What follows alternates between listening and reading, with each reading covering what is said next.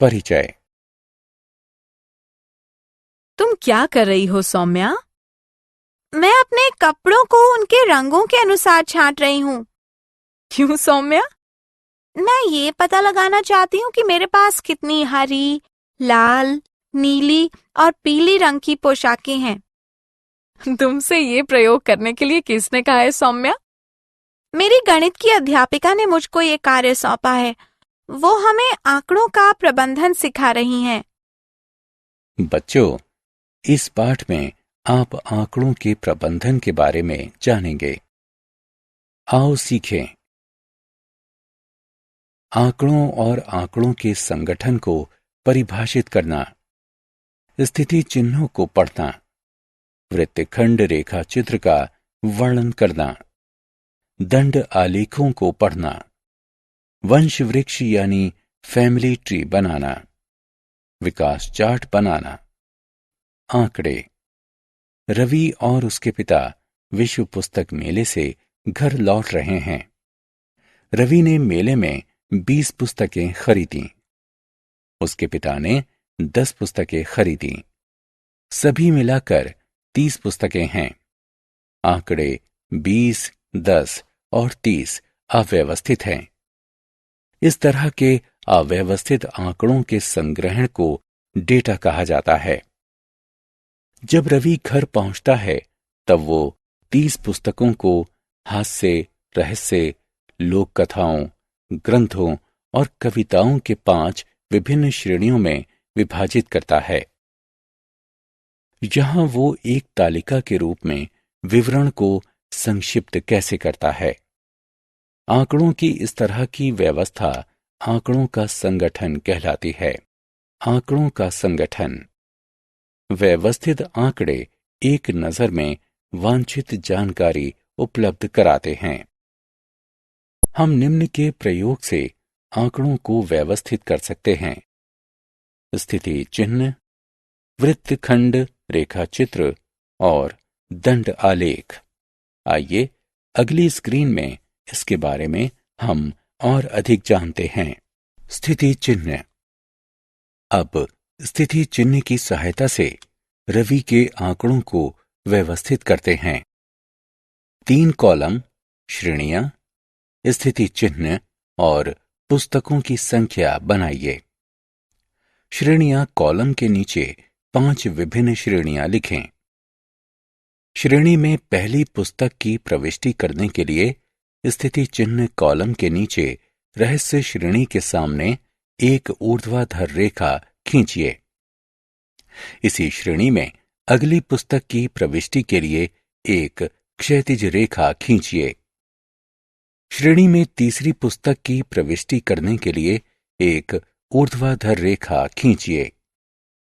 श्रेणी में चौथी पुस्तक की प्रविष्टि करने के लिए एक क्षैतिज रेखा खींचिए और आयत को पूर्ण कीजिए। आयत के 2 विपरीत सिरों के बीच खींची गई एक रेखा के साथ 5वीं रहस्य पुस्तक को निरूपित कीजिए। हम पुस्तकों की दूसरी श्रेणियों के लिए अभ्यास को दोहराते हैं। परिणाम स्वरूप हमें एक स्थिति चिन्ह सारणी प्राप्त होती है। वृत्तखंड रेखा चित्र। एक वृत्तखंड रेखा चित्र वर्गों में विभाजित एक वृत्त है।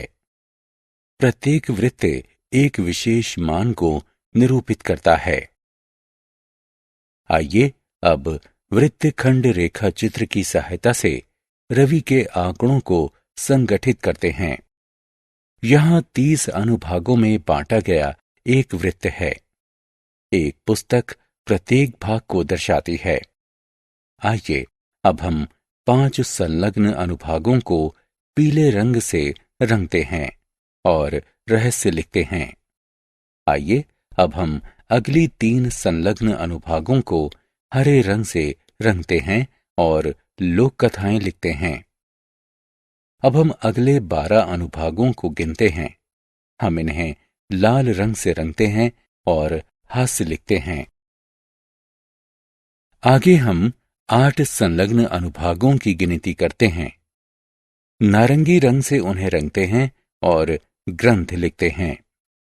अंततः हम बचे हुए 2 अनुभागों को नीले रंग से रंगते हैं और कविताएं लिखते हैं। वृत्तखंड रेखा चित्र तैयार है। दंड आलेख। एक दंड आलेख एक ऊर्ध्वाधर पट्टियों का संग्रह होता है। दंड आलेख में हर पट्टी का एक मान होता है। आइए अब हम दंड आलेख के रूप में रवि के आंकड़ों को व्यवस्थित करते हैं। हम सबसे पहले रहस्य को दर्शाने के लिए एक 5 सेंटीमीटर लंबी पट्टी खींचते हैं। फिर हम लोक कथा को प्रस्तुत करने के लिए एक 3 सेंटीमीटर लंबी पट्टी खींचते हैं। आगे हम हास्य को दर्शाने के लिए एक 12 सेंटीमीटर लंबी पट्टी खींचते हैं। अब हम ग्रंथों के लिए 8 सेंटीमीटर लंबी पट्टी खींचते हैं। अंत में हम कविताओं के लिए एक 2 सेंटीमीटर लंबी पट्टी खींचते हैं।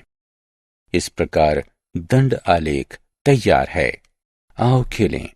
प्रश्नों को ध्यानपूर्वक पढ़ें तथा आलेख की मदद से सही उत्तर का चयन करें।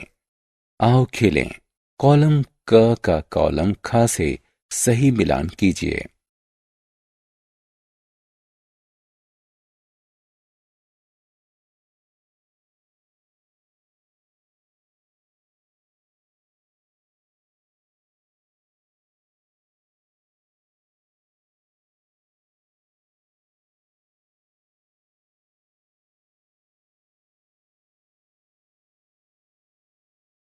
वंश वृक्ष यानी फैमिली ट्री। वंश वृक्ष की सहायता से परिवारों से संबंधित आंकड़ों को व्यवस्थित किया जा रहा है। रवि एक संयुक्त परिवार में रहता है। आइए हम एक वंश वृक्ष की सहायता से उसके परिवार को दर्शाते हैं। परिवार के सबसे बुजुर्ग सदस्य रवि के परदादा गिरिजा प्रसाद हैं। उनके 2 बेटे हैं, हरिशंकर और रविशंकर। हरिशंकर की 2 बेटियां हैं, रमा और उमा। रविशंकर का एक बेटा है, अनिल। रमा की एक बेटी विद्या और एक बेटा विनय है, जबकि उमा का एक बेटा विजय है। अनिल का एक बेटा रवि और एक बेटी ऋचा है। रवि के संयुक्त परिवार का वंश वृक्ष यानी फैमिली ट्री अब तैयार है। वृद्धि चार्ट। समय अवधि में एक वस्तु की वृद्धि को दर्शाने के लिए वृद्धि चार्ट का उपयोग किया जाता है। आइए अब हम पिछले 3 वर्षों में रवि के विकास का पता लगाते हैं। हम ऊंचाई को ऊर्ध्वाधर रूप से और वर्षों को क्षैतिज रूप से दर्शाते हैं। साल 2008 में रवि 24 इंच लंबा था। अगले साल वो 28 इंच लंबा था। 2010 में उसमें 30 इंच की वृद्धि हुई। साल 2011 में उसकी माप 36 इंच हुई। ये लीजिए, रवि का विकास चार्ट तैयार है। हमने क्या चर्चा की?